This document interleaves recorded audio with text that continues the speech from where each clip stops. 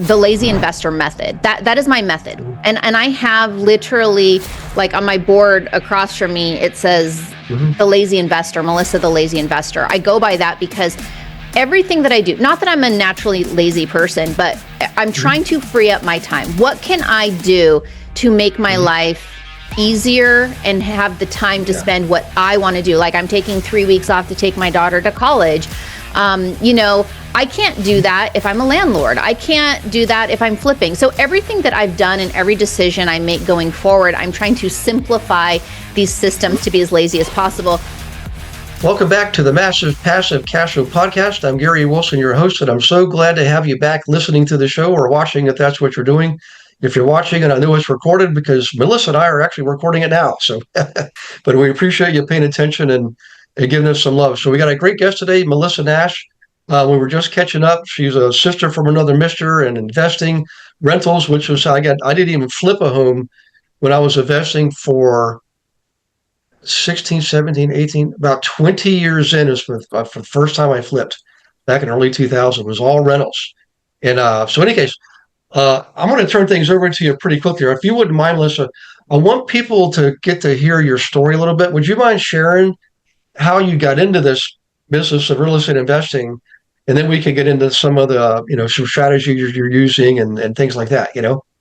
Wonderful. Thank you so much for having me here today. I'm so excited to chat with you. I enjoyed our little pre-conversation that we had. So I know that we're going to get into some really fun stuff. So again, thank you for having me here. Yeah, I'm kind of, I don't want to say I'm an accidental investor. I'm definitely an investor with intent, but I didn't know what I didn't know, and I didn't know what I wanted until I actually did it and failed.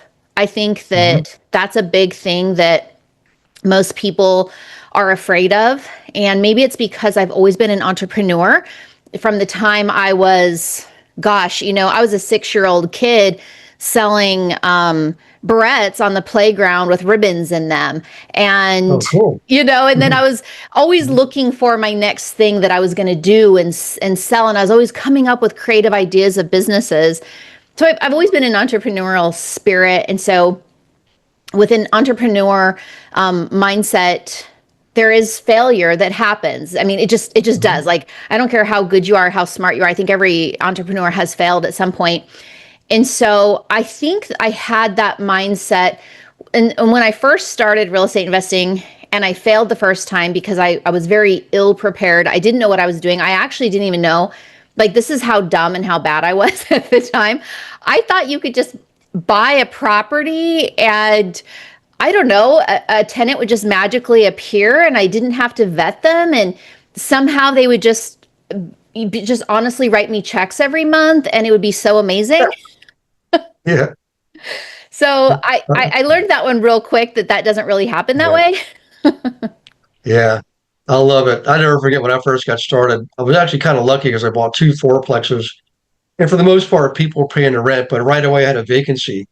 And and I had to fill it. Plus the people that were there renting were paying like rent from 20 years ago. So I had my hands full raising rents and things like that. But the first time somebody didn't pay, I was like, what do you mean you're not paying? I was like, I couldn't believe it. That's not what's supposed to happen. You're supposed to pay me, Mr. Naive over here. But you really learn. What I learned is you can maintain your profile, your personality profile, and your communication style and all that. But you do have to learn to deal with the people that don't see things your way. They just have they live in a different world. And that was a huge study in human nature for me. And that's the best thing I can say about property management is excellent study in human nature. But so anyways, let's get back to you though. I don't want to go down memory lane with all my stuff. I want to go down memory lane with your stuff. So tell us about your first property. What did you buy? How did you buy it? And then, did you fix it like the Burr method, buy, remodel, refinance, rent, refinance, and all that? Kind of tell us about that, and let's go through the journey of learning what you learned, because I want people to be able to reach out to you and learn further from you when we're done here. Perfect. Well, this was 25 years ago. And so to backdate, like, my idea of why I wanted to invest early on is my husband's grandmother was a real estate investor. And she would never call herself an investor, even though she was. In fact, I mean, I do call myself an investor, but I know a lot of people who own rental properties that don't use that word investor. They think of an investor as, they own commercial buildings and they wear a suit and they go into the office. And so she didn't think of herself as an investor, but she owned millions of dollars of real estate in Los Angeles in the 60s and 70s. And she was a real estate agent. And whenever she would get a commission, she would put that as a down payment down on a property. And which was amazing for back then that she was doing that. And again, she just did it because she knew real estate goes up in value. That was it. Yeah. And so by the time I met her and married my husband, I mean, this had been, well, she was doing this in the 60s and 70s. So we got married in the, 2000. And so, she had owned these, they had been paid off and she was retired and she just had this lifestyle. She was the rich grandma and everybody was always asking her for money and she owned all these rental properties. So I didn't know why or how, but I just knew rich people owned real estate. That's it. And so that's where I was like, I'm just going to buy a property. Rich people own real estate. It'll work out. And it was back when they would give you like 100% of the loan back in those days. So I didn't even have to put any money down. I mean, I think they even gave me a loan for some of the closing costs. It was just the wild, wild west back then. I honestly don't even remember getting inspections. I don't even remember. I was so inadequate to understanding anything. It was just a house I found in my neighborhood. I was living in Atlanta, Georgia at the time. My husband and I had just moved there. We were just newly married and the houses were so cheap and it was, like a $60,000 house. It was not renovated. It didn't need anything. I mean, I was under the impression of, hey, I'm just going to buy this, throw a tenant in there and I'm going to become rich. I mean, that was it. Yeah, it didn't really work out that way. Everything was breaking every 20 minutes and the tenant was calling me and harassing me and she wasn't paying rent. And I literally put an ad on Craigslist and was like, hey, you want to rent this house? I mean, that's how ill prepared I was. I had no idea I was supposed to vet them out. I ended up selling that for a loss. It was just too much for me to handle and I didn't know what I was doing. Yeah. Well, you know what? One of the things I want to touch on, and by the way, I appreciate you sharing that because I always, when I first got started teaching, I know a lot of people I learned from, they only were teaching me telling me their stories, all the good stories. So a lot of people hear that and they think, oh, this is going to be way easier. But it's not, guys. I'm telling you, everybody listening, if you go through life 25 years investing in real estate without any, bloody noses or bloody lips, consider yourself extremely, extraordinarily lucky because it just doesn't happen that way. You're dealing with people. It's a relationship business and people have problems. And when they have problems, you're going to get inexorably tied into it because you're providing one of the three: food, shelter, clothing. They got to have a place to live. And if you're providing it and they come on hard times, just get ready. So, but I don't want to scare anybody listening here. I just want to tell you, you want to be realistic. Be like Melissa. You got to plan for a certain amount of adversity. Learn to expect it. Then it doesn't consume you. Then you can easily get into, solving the problem. Just be good at the best people. The most successful people I've ever met were good problem solvers, and they got right to it. They didn't fool around. They got the facts. Get past the emotional stuff. Let's get our work boots on or work gloves on, and let's solve this problem. But one thing I want to ask you about is you mentioned in some of the stuff I was reading about you about how you can take one rental property and pay for your kids' college. And that's what I was always trying to tell people to make it more practical. How can you relate this to real life? Would you mind sharing that with us? That whole concept? Yeah, definitely. So we're going to fast forward through time and, a little bruised and kind of beaten up. I still knew that there was a purpose for real estate and rich people owned real estate. So it was always in the back of my mind. And I'll kind of keep the story short, but my husband and I owned another business, and that business was actually a children's clothing business. So we designed the clothing, we imported it, and we were wholesaling it to big stores. And in 2008, around that timeline, we know what happened with the economy. Our stores were closing down. They couldn't take the inventory they had ordered. We ended up basically closing down that business. Technically, I resold it, but it wasn't really for a profit. We were just kind of out of the business, and I realized that this was not a recession-proof business. So I was on the hunt for what is a recession-proof business.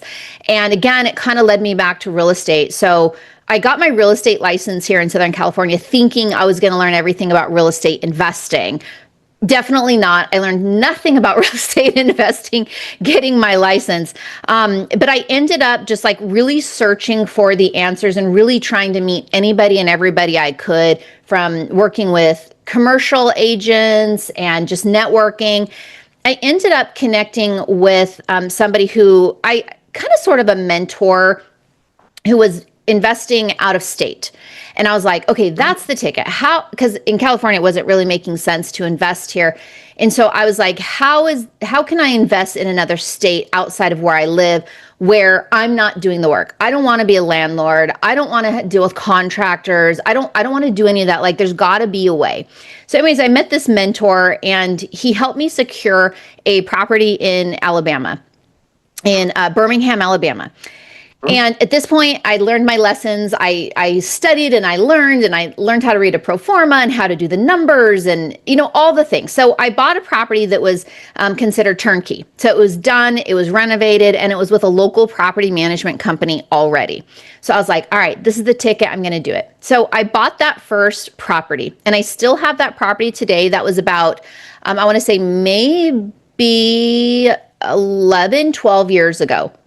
That's awesome. And yeah, and so I still have that property today. It's one of my actually best performing properties because, again, I've held on to it and it's done its magic over time. We've increased the rents and it's gone up in value. And so here's the idea that I came up with for how one property can pay for your kids' college. So this is the fun part. Okay. So I've owned this property now for, I think like 11 or 12 years or so. So my daughter is going to college this year in the fall. Actually, we're getting ready to drive her up to Washington next month, which is just a whole other thing. But anyways. Yeah, well, that sounds exciting. I love traveling. I've been all up and down the California coast, Oregon, Washington. Don't let me get started on that. We'll be here all night, but that's an awesome road trip. I'm telling you, it's just spectacular. So it is. Yeah. Yeah, we're taking 3 weeks to take her up there and do all the things. So anyway, so it's gonna be exciting. But so here's the breakdown of how this property literally is going to pay for her college. Now, obviously, since then I've built a portfolio and I have other houses, but specifically this one property that we bought 11 to 12 years ago.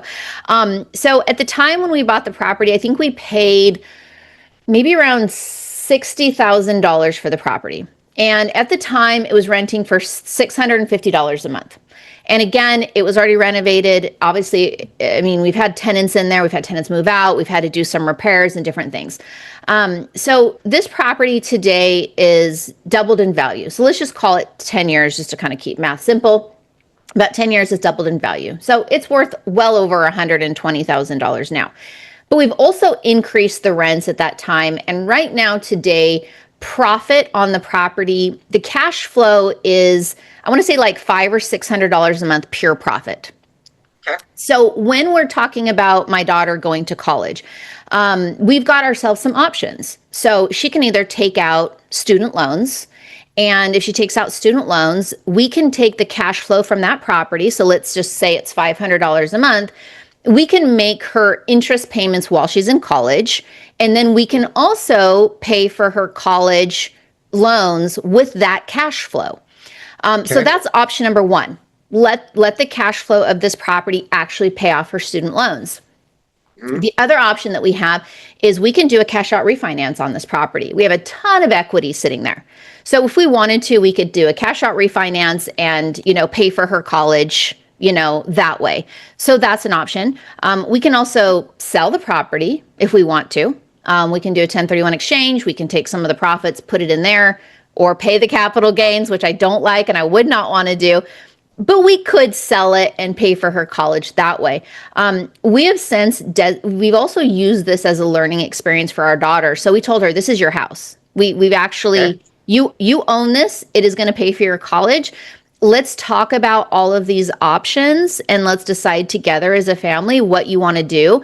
And this is the pros and cons, and this is why you would want to keep it. And then, by the way, if you take out those student loans and these payments cover your student loans, then you still have the equity in the property. So you can still do a cash out refinance and take that money, and maybe that's a down payment to buy your own home someday. Because that's the biggest stress as a parent with how expensive housing is, especially in California, if she ever has any hope to stay here. Coming up with those down payments are a big deal. And so this property definitely is going to give her that head start to either pay for college, or sell the property, or whatever we're going to do with it. It gives her that money to make decisions later. Yeah. No, I love it. We did the same thing, but where I got the idea from is my first year college roommate. His name was Socrates. His dad was a Greek immigrant. His mother's first generation, and they both were Greek. She went to Greece for her high school graduation present and came back married to Soc's dad. So but the guy ended up being a genius investor in Central Virginia, and he helped us buy our first property. But in college, while I was there, another roommate of ours, his dad bought a property in where Old Dominion was, and we all moved in. So Alan was going to be the owner when he graduated. And in the meantime, he was like the landlord collecting rents from us and dealt with his dad and everything. And I remember thinking that's a genius idea. And I met a lot of other foreign nationals who send their children here to go to school in the States doing the same thing in all over the country. And I thought we really need to make this something that we do here in America. Just so many. I remember, forget Sock said we call him Jim because we couldn't pronounce his first name, but Jim Demet. I remember him when Sock and I closed on our first property when we graduated college, him pounding his chest saying, "You Americans have," he pointed at me, "You Americans have no idea how easy you got it." He said, "You can't do this in Greece." He said, "In Greece, if I want a phone, I have to wait 6 months. Here, you just go to the store and buy a phone." He said, "You don't have any idea. You watch TV." He said, "You and Sock, he said, this is the best gift I can ever give one of my son's friends." And it's true today. That gift, I'm telling you, that dude set me up for life. He didn't never give me a dime, but what he taught me. And just an amazing story. But I really appreciate you sharing. I hope everybody listening is taking notes on that, because when you can anchor the principle of real estate investing to something that's a real life event and you're giving it forward, you're not only helping yourself, you're helping your child. Just imagine that the life that child's going to have, financially speaking, because of that one move. And you got to pay for college one way or another. Why not use an income producing property to do it? You know what I mean? Just Right. amazing. Well, Um, it's holding. It's the holding time. That's how I view real estate. Is my husband's grandma, she wasn't a flipper. She didn't become rich overnight. She became rich because she built this wealth, and it was, time in the market, not timing the market.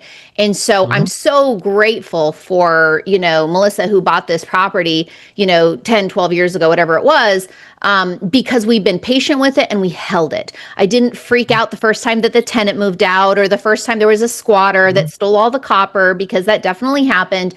I'm Mhm. so grateful that we have held that property. So it really is timing, or it's not timing the market, it's the time in the market, and just letting real estate do its thing. Yeah, I agree 100%. Yeah, I've got to ask you, you mentioned like timing the market, like flipping, for example.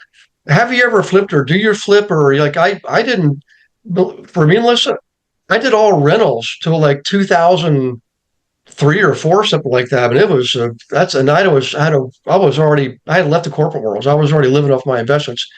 And I'm glad I did it that way, because even if I screwed up on a flip, I still had my rentals, right? But so many people start off flipping, thinking they're going to flip first, they're going to save their money, they're going to buy rentals. I bet you I can count on one hand the number of people who actually did that. You know. Yep. Did you know that you can participate in class every Monday? We call it Monday Night Live, 7 p.m. Eastern, with me and dozens of other investor agents from around the country, in fact, the world. Every Monday, totally free. No selling, no recruiting, just straight up education on anything and everything in real estate. And we have a lot of good guests coming on once or twice a month, bringing in expertise on subjects like how to buy a house with crypto. Okay. How about them apples? What about AI? How's AI affecting our business? How about the metaverse, blockchain processing? We're already using it in title work. So come on to Monday Night Live. Be ready to take notes and ask questions because it's live and engaging, and you get to participate by asking questions and meeting others. So we'll see you there. Go to realestatewithgarywilson.com, click on the resource tab, drop down, and you'll see Monday Night Live. And in there, you can see one of the most recent classes. But more importantly, you can register for class as many as you want going up to like the end of the year, I believe. So in any case, do that. We'll see you on Monday Night Live. Look forward to meeting you in person. Take care. Oh, literally, honestly, I think I've never really thought about it in that way, but I think I was a successful flipper because I was already an experienced real estate holder. I was already, an investor. I've never managed my own properties. I've always had managers at the local level managing it, but I was the owner. I knew how it worked. I knew how to run the numbers. I knew what made a good market. I knew what I wanted as an investor. And so I think the fact that, people think that there's only a couple ways to invest. You have to be a flipper, or you have to be a wholesaler, or, you have to buy multifamily. And that's just not true. I mean, I still own single family and I love single family. I've flipped multifamily, but I just love single family. I love the appreciation it gives. I love the quality of tenants and how long they stay. I just find it just so more passive for me in my experience. And so all those things, I figured out what I liked and what I wanted by holding. And up until I flipped my first property, I had not worked with a contractor. I was buying properties that were already renovated with a trusted team through networks and relationships that I have built up with good property managers. And so after that experience, I was like, I want to do more. And so that's when I partnered up with somebody and we started doing a couple flips. And I learned how to find the hard money lenders. And I learned how to hire the contractors and get scope of work and, bids and all these negotiation things. And I tell you what, that was a second job. I realized I was creating a second job for myself and I was putting in so much time. I lost money. I made money. At the end of the day, if I go back, I flipped, I want to say at least 30 properties in a 2-year period. And I only kept a few of them. And I regret flipping them and selling them. I regret that so much. I wish I kept every single one of them, but I did make income from them. And then that income I was able to put to work to buy more properties. So the income part of it was nice. But at the end of the day, again, I realized that I just want to be as passive as possible. I do not want to be an active investor anymore. But I think I was a lot more of a successful flipper because of my, long-term rentals. Yeah, you not only did you already have, wealth, you had equity in properties, you had cash flow coming in, but you also knew the market because when you study the market and execute for rentals, it's just like a byproduct for flipping. And to me, it actually came easy. And again, the funny thing is in July 2007, I knew enough to know, I just had closed on one. It was July 30th, 2007. And I had all this money. I'm thinking, man, I'm not so sure about flipping right now. The stock market started doing the thing it does at the top before it goes down. I'm so glad I listened to my instinct because that fall, 1/3 of the mortgage brokers were gone, just poof. And within a couple of years, half the agents were gone. We thrived. It was insane, but everybody was dying on the vine and we were thriving. It was the best years for me. But I want to get into the part about being the landlord, like really doing this without being the landlord. If you could expand on that a little bit, I want people to really hear this because one of the biggest mistakes I've seen, Melissa, is people in their pro formas when they're making offers, they think they're going to manage themselves to save money. That's how they're able to outbid everybody else. Bad mistake, because later on you might be big enough where you can't manage everything and you might realize you shouldn't be managing everything.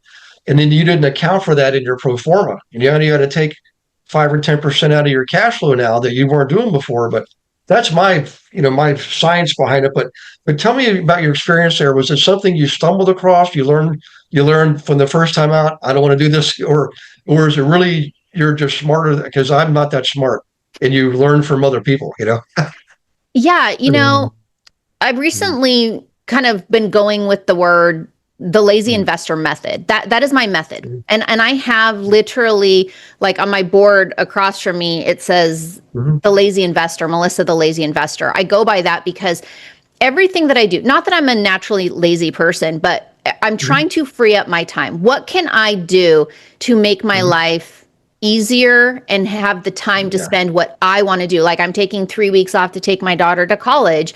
I can't do that if I'm a landlord. I can't do that if I'm flipping. So everything that I've done and every decision I make going forward, I'm trying to simplify these systems to be as lazy as possible. So I knew very, very early on that I, Melissa, in California, am not equipped to manage a property in Birmingham, Alabama, where that first property was. I don't know the laws, and probably the trauma from my first property that I bought, where I just threw out a Craigslist ad. I learned really quickly that tenants make excuses, and I have a bleeding heart, and I know that. And as a mother, I know that I'm weak with that. If somebody came to me and said, "Hey, I lost my job, I can't pay my rent," like, that's a really tough decision for me. And I knew that this has to run like a business. And there can't be any weak areas. I need to pay somebody to be the bad guy. End of story. So, yes, so I pay my property managers. Most of them charge me 10%, pretty standard. I pay them. I gladly pay them. I don't have to think about it. I don't have to worry about it. My mind is free. I let them be the bad guys and the good guys. I mean, there's some good parts about, Yeah. management as well. But yeah, I have no desire to manage my properties. I've never seen my properties other than my short-term rentals. My long-term rentals, Mhm. I've never seen a single one of them. I just closed on another one in Little Rock, literally signed the closing papers on Friday. Never seen it, Mhm. never been to Little Rock. I've no plan on doing it. That's Mhm. lazy. That's to me the lazy method Yeah. in full force. Yeah. Well, you have time wealth. I mean, let's face it, over time you realize in the early days we're all building the wealth, the financial wealth, but really what we find out later on is it's, to me, the value, I place more value on time. So I'm now trading the money for the time that I want with my, like I told people, my mission right now is I just want to be at peace with the people I love. I want to enjoy everything this beautiful life and world has to give us as much as humanly possible. And I want to share it with other people. In early days, I was guilty of working too much, and it cost me my magical golden band on my ring finger, and I'll never go back to that. I've learned the lesson the hard way, but now, like with the kids, I can spoil them, but in a really good. I shouldn't say that. My kids are so funny. Like when they were little, growing up, we go to Disney World and go to Mexico and stuff like that. And then I forget one time we were in the kitchen and my wife was talking about we'd been to Mexico like 8 times, and Andrew's in the family room and said, "So we got to buy another house first," so because that's they learn, and he does that Yeah. today. If he wants a car, he invests first and then uses that to buy a car. He's a car nut. He's got a brand new convertible, leather, the whole. I'm like, Andrew, I never had anything like that. I was too frugal, but in any case, I appreciate this is such a fun podcast. I got to tell you. And I do want to touch on the out of state investing because that's something I didn't do early on right away. It took a mentor to get inside my head and say, look, you don't understand. You're just thinking the way you think because that's been your background. He said, there's a whole world of properties out there. You can do like Melissa, right? And locate the right team players and you can invest out of state. So how do you do that, Melissa? How do you invest out of state without actually that turning into another job? Mhm. Yeah, well, so first of all, I'm going to really quickly plug something for people because it ties right into what we're talking about. Okay. If you go to hellomelissanash.com, I literally have a freebie on there that's how to invest, be a lazy investor, and how to invest out of state. So I literally give you a free guide that'll kind of walk people through it. But number Okay. one, it's, finding a market that checks all the boxes. So there's a few things that you'll see on that freebie, but the first one is Okay. landlord friendly markets. We want to be in a market where the laws favor the landlord, so that, like in California, if somebody doesn't pay their rent here, they're here for a year. I mean, the courts aren't even going to see the case for a year. It's going to be expensive, and that's really high risk. And so we want to invest in states where they can remove a tenant quickly and affordably. So I invest in states like that, like mostly southern or Midwest states. So that's number one. And then we want to go where it's affordable so we can actually buy properties that cash flow. So, the idea of being able to go and buy a property like the one in Little Rock that I just bought, which is a whole other cool deal. I got that through a really unique process where I won't go into it too much, but we ended up transferring the title name over to me so that I could refinance it without actually doing any of the work or the remodel on it. That was like $150,000 property. Tenants are paying $1,500 a month. I mean, when people say there's no cash flow out there, I'm like screaming, and I'm like, there's so many properties out there that cash flow. People just think that they have to go out there and do the work. They have to flip them. They have to renovate them or hire contractors. You don't. There's so many properties that I see every single day that land on my desktop that are already renovated with a local property manager that are actually cash flowing. And so we want to go to those markets that it's affordable and you can cash flow. We also don't want to go to markets that are stagnant or, going backwards. We want to see that there's jobs and employers, and, we don't want to just see one employer in the entire town. We want to see a lot of different employers. I love areas, again, like Birmingham. I invested there. Over 50% of the population rent. I mean, Yeah. that's a fantastic number. So it's really that kind of information in those types of markets. But to be honest with you, it's vetting out and trusting the right people. There's a lot of people out there that will be happy to take advantage of somebody. And so you've got to be educated to understand when you are buying a property, making sure that you're getting inspections done and, the appraisal, and don't let anybody talk you into removing those contingencies and just trusting them. And, you got to be a little bit smart, but there's so many amazing opportunities out there. And then again, it's vetting out the right property managers and getting stats and numbers from them, not just, going on and reading articles, the next biggest, city that everybody should invest in. Don't trust any of that. It's most likely too late by the time those articles come out. They're oversaturated. Right. So yeah, it's just, you got to put in a little bit of work inside your brain, put in that education and that knowledge, and then the opportunities are unlimited. Yeah.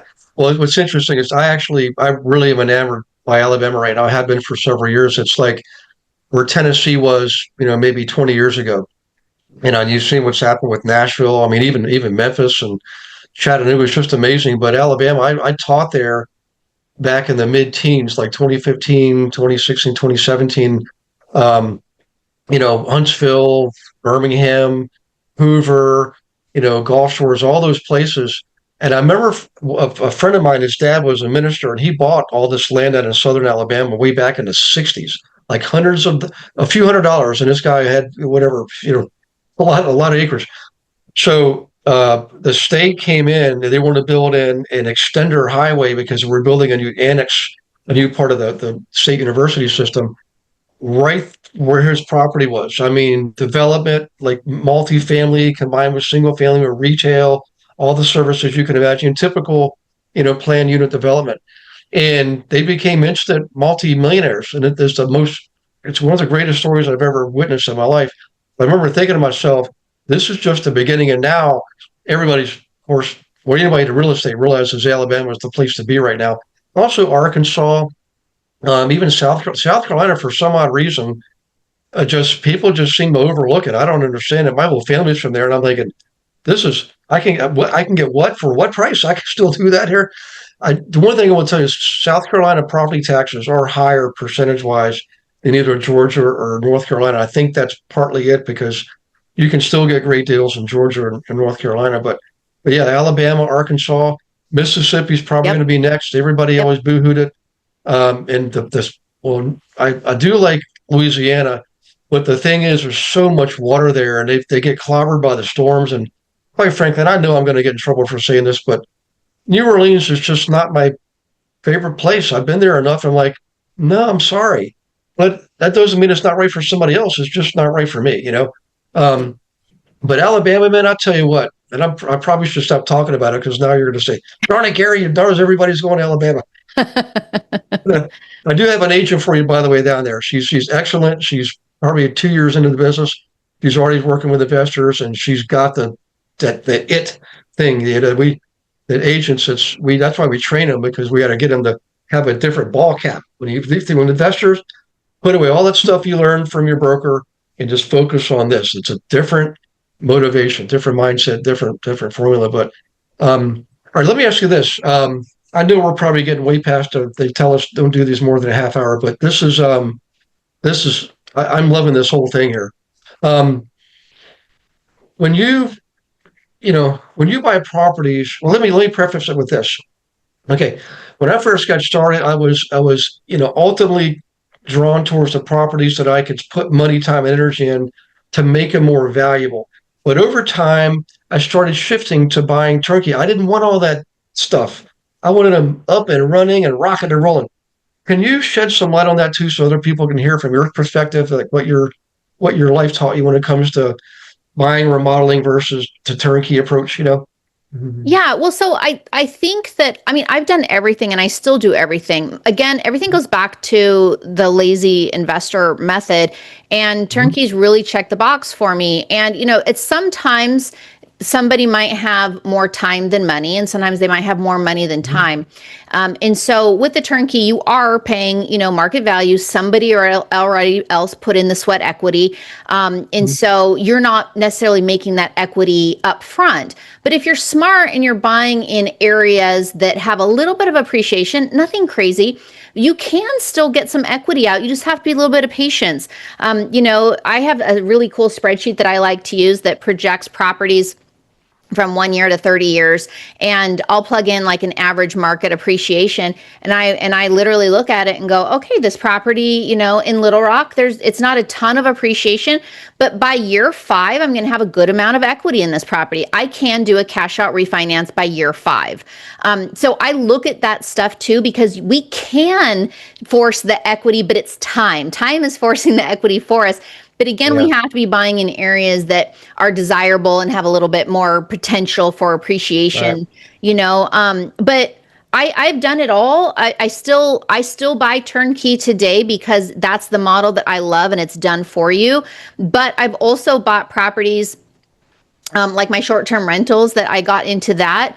I bought a property that the first short-term rental that I bought needed a little bit of fluffing up, we'll say. It didn't really need a lot of remodel, but it definitely needed, paint and new appliances and, new things like that. And just through that, I forced the appreciation, because when an inspector or an appraiser comes to the house, it's the first impression, right? And when they see a front door that's brand new painted and fresh flowers and a nice, walkway, they instantly go, wow, they've added some value here. Because when they pull up the old MLS pictures and it just looks like crap, and all we did was paint and add some flowers, right there, they just Mhm. instantly are like, okay, they did something. And so Yeah.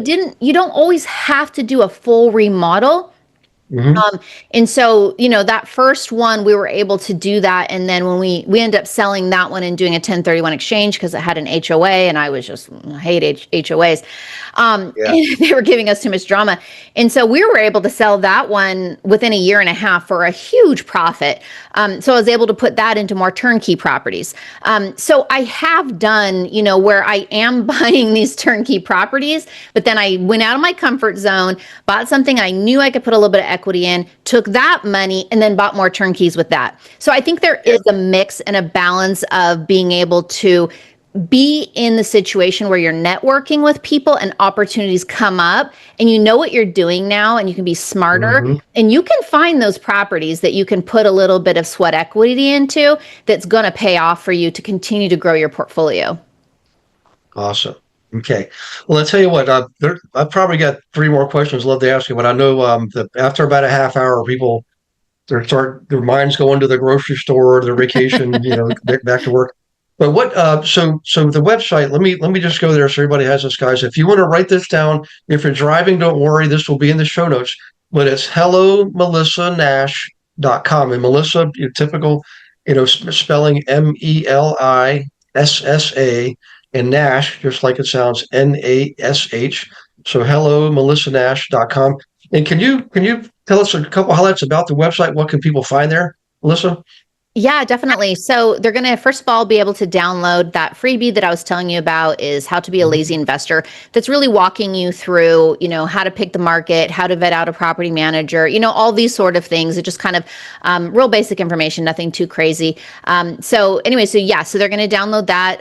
There's also, I just opened up a brand new community that I'm just now releasing. I'm so excited about that. It's free. If anybody wants to be in there, the goal for that is just to have a lot of education, a lot of resources for people be able to network with each other. So there's a link for that on there. And then there's also a link if somebody wants to book a free strategy call with me and just kind of figure out where they're at and what they're trying to do. That's kind of what I do. I've been helping people and coaching people to be a lazy investor for the last 10 years since I first got started being a lazy investor. Yeah. I was like, this is amazing. Everybody needs to know about this. So that's what I've been doing. Mm-hmm. Yeah, I know for me, it was, at the end of eventually I had a portfolio of several hundred units, and it was a lot. I didn't realize how much I was working because I also had a brokerage, property management business, title business. I mean, it was a lot. And with the kids, and I wanted to be with my kids, so thankfully I did that right, But at the end of the day, really what I tell people is the real estate ended up not being the end game for me, although it's what I do, is my passion. But it gave me the foundation upon which I can launch other things that I really was more even passionate about. Like I love building businesses. I love helping people. I have a family of teachers. I just can't help it. I bet you, Melissa, I work 80% of my time. I better work for free, you know? Um, but you know what? I go to bed at night. When I'm asleep in a minute. When I wake up in the morning, I got a smile on my face. And I credit it all to starting in those early years, building up that portfolio, because whatever happened, broken back, the divorce, all that stuff, I was okay. I mean, I'd wake up the next day and a whole nother big pile of money would come in. So for everybody listening, just remember, keep your wits about you, um, keep your humility, keep your vision, and whatever you do, don't ever give up or quit, because you're going to have challenges. I can tell you right now, when you have something, there's a part of people's sometimes in society that they want what you have the easy way. So they're going to slip on a bar of soap. They're going to, slip on the ice or whatever. That's why Melissa buys in the southern states, by the way. So you don't have to worry about the ice. That's true. Very true. But Melissa, anything else like final words of wisdom, something maybe from your grandmom that you want to leave some party words for people? Yeah, I wish that she gave more wisdom. She didn't Mhm. ever speak about the real estate. So it was just Mhm. watching her actions, but there was really nothing that she said or I learned from her. I had to go out and seek the information. And so I would just say that is, this information is available to us. This is why you have a podcast, and there's so much great information out there. But we can get into the mode of just listening, and not doing anything and not taking action. And so you have to take action. You have to do it. As scary as it is, that's why you work with mentors and you work with people that have been there before you, because they're going to hold your hand and they're going to say, hey, I'm not going to let you make these mistakes. So you got to take action, though. And again, all the information that is out there, but you can't sit on it for too long. Yeah, I agree 100%. It's so funny. We just were having that conversation. There was a leadership group I'm in, and we're talking about people that we serve and we help to can get to the next level. And at the end of the day, where things either head on down the path of success or get stuck in the mud, it's the point of execution. And I wish I could had a magic pill for it, but it comes with experience. Sometimes, here's what I tell people: there's going to be times in your life where you're going to be forced to take action because the alternative is just incomprehensible. Like a child running down the driveway to chase the ball on the street and a car's coming. You would fly down there, to save your child. So if you can do that in moments of crisis, you know you can do it. I suggest do it every single day in a normal course of your daily life and get to where you want to be much faster. Because when you act that way, when you act with intention and passion, the universe just seems to come. It's like God just makes things show up at the right time and the right people. I can't explain it. I don't know how to explain it. I just know that it is, and I'm grateful for it. And I hope that you experience the same thing, everybody listening here. So, if Melissa, I really appreciate you doing this. I'll tell you more once we hit the recording button here. But for everybody listening, please leave a review because you just met somebody, Melissa Nash, who's actually done it. She's been there. She's taken action, and she's willing to help you. My gosh, you can go to her website and get a strategy call for free and a download on the college plan. Oh my gosh, don't be afraid to ask for help. That's one thing I learned in life, Melissa, is, man, ask for help. Lord knows I didn't get where I'm at myself. I definitely had help. And I got better at asking questions. I got more comfortable. And I found out most people were actually very friendly and helpful because they probably had help, So in any case, you guys, everybody take care of yourselves. God bless you and all your loved ones. And we will see you on the next Massive Passive Cash Flow podcast.